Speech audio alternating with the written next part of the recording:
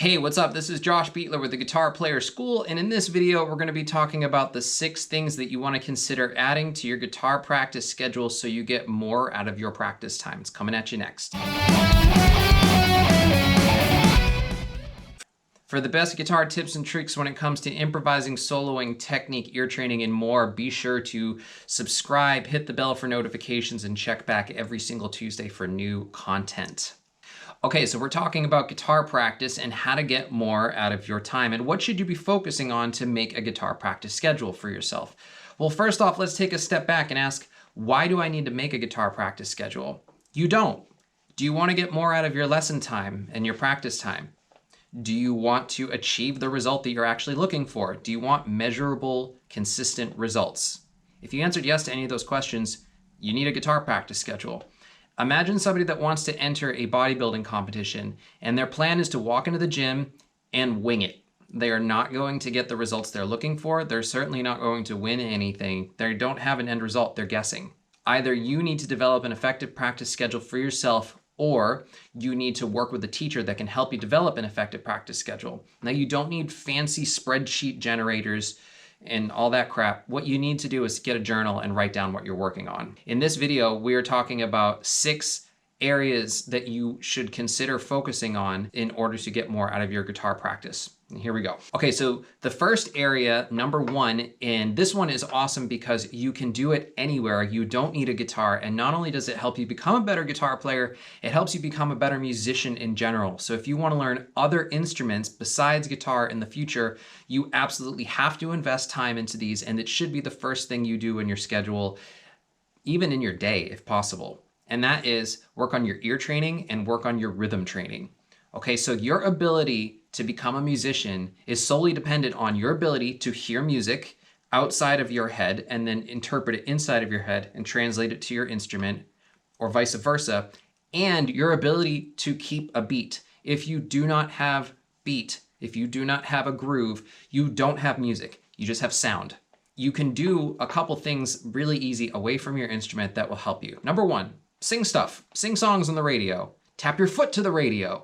Be sure to listen to the groove. Don't passively listen to music. Be an active listener. We so often listen to music just in the background, right? It's just something that's going on around us, but actively engage in listening, okay? Some other things you can do.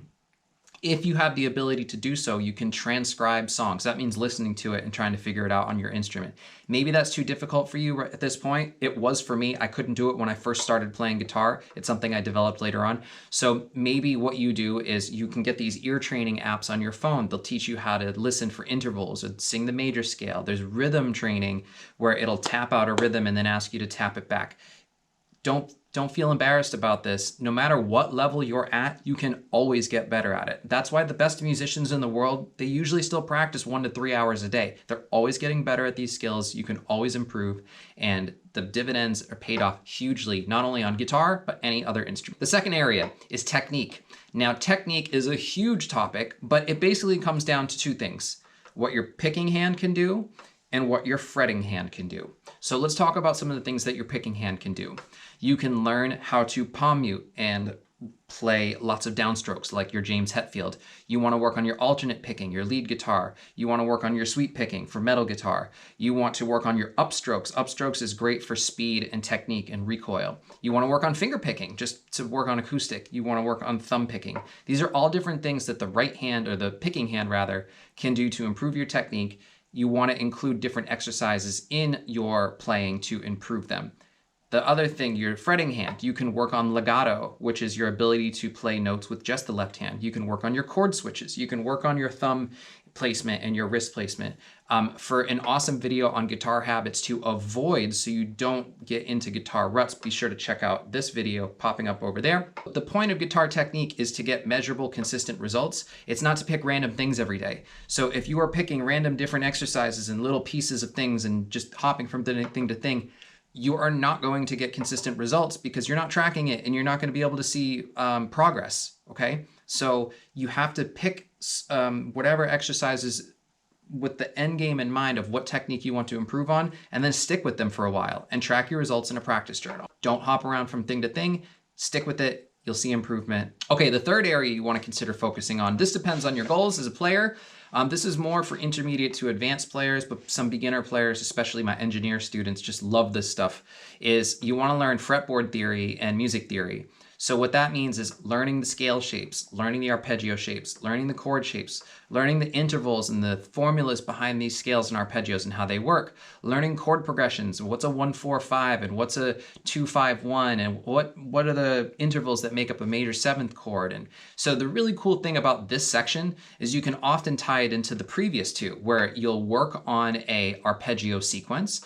You're going to understand the music theory behind it. It's going to work on some sort of picking technique. And then you can also train your ear to sing this stuff so that you can do it away from your instrument. If you want to get even more out of your time, you start picking exercises that combine these. Okay, so fretboard knowledge, music theory, scales, arpeggios, ear training, learning the notes on the guitar. Oh man, so many students don't know the notes on the guitar, and it just makes a huge difference as a musician if you understand your instrument. Why wouldn't you want to learn the notes on your guitar? Just do it. The fourth area is repertoire. Now, this is usually the area that most people start with, and that's fine. It's what gets us into playing guitar. We want to learn our favorite song, and we're really inspired by this little lick or this riff that we heard. So be sure to focus on learning songs that you enjoy, stuff that you like, something that inspires you to want to play. If you're just doing exercises and training and all that stuff without actually tying it to music, you're not really playing music. Okay, you are learning drills. So be sure to translate all the previous areas mentioned into tunes that you like. If you're a total beginner, start off with pieces of songs that are easy. Maybe you don't get a full song start to finish. That's the biggest complaint I hear from a lot of beginner students is, I can only play bits and pieces of things and I can't play a song start to finish. That's fine. That's how I started too. That's how most people start. Maybe one part of the song is easier than the rest of the song, and it's going to take a while until you can play the rest of the song. I know what inspired me to play guitar was the song One by Metallica. That song is over 7 minutes long. There's 4 or 5 guitar solos in it. It's tons of palm muting. It's lots of crazy chords. I mean, it took me years to be able to play that start to finish, but I learned other stuff in the meantime. I learned Blink-182. I learned Green Day. I learned, bits and pieces of other things that got me closer and closer to the end result. So don't give up on the big picture.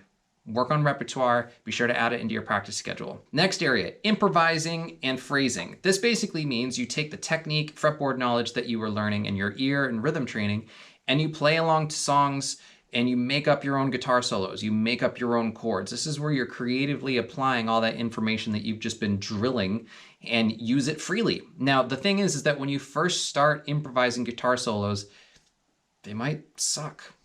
I sucked really bad at it. It's okay. You get better over time. You can't look at your ability as a player as a day-to-day thing. That's why it's so important to track your results over a longer period of time, because 90 days from now, you will be a totally different guitar player, but you won't know that unless you keep track of your results and you deliberately plan these things out. Okay, so improvising and phrasing, you can do to backing tracks. There's 10,000 million of them on the internet now. Great practicing tools. And this is where you just throw everything out and go for it. Play. Okay, and the last area you could think about is songwriting and composing. So this is where, this is only, if this is something that you're interested in, but this is kind of the previous step, improvising and phrasing. But now instead of just freely making up things and letting them go into infinity, now you're trying to come up with something that you think sounds good, a chord progression, a riff, a lick, a guitar solo, finger picking piece. An arrangement of a song. This is where you creatively take the information you've been previously working on in the other topics and you try and create something permanent with it. And this is usually the previous three is really the end goal for most guitar players. They want to play more songs, they want to become better improvisers, and they want to work on their songwriting. But in order to do that, you need to do the first three. You need to work on your ear and rhythm, you need to work on your technique, and you need to work on your fretboard and theory knowledge in order to combine those three into the last three. Okay, so just a quick recap. What should you be practicing? Again, depends on what's most important for you. The 6 main categories are ear training and rhythm training, technique, guitar technique with your fretting hand and your picking hand, fretboard and music theory knowledge, understanding your instrument and understanding music, repertoire, learning songs, learning licks, learning bits and pieces of music that is actually music. Improvising and phrasing, taking the technique and soloing and just throwing it out there and making up your own music on the spot. And then last but not least, songwriting and composing. If you work on these 6 areas and you keep track of your results over a period of time, you're going to see more results than if you just wing it. It's just how it works. You track your results, you measure results, you make more improvement. If you don't, you're guessing. All right, so that's it for this video. This is Josh Beatley with the Guitar Player School. Be sure to leave a comment below. Let me know which tip or which area you found most helpful and which thing do you want to focus on more in your guitar practice in the future. I hope you check back every single Tuesday for new videos, and that's it. Practice. Rock on.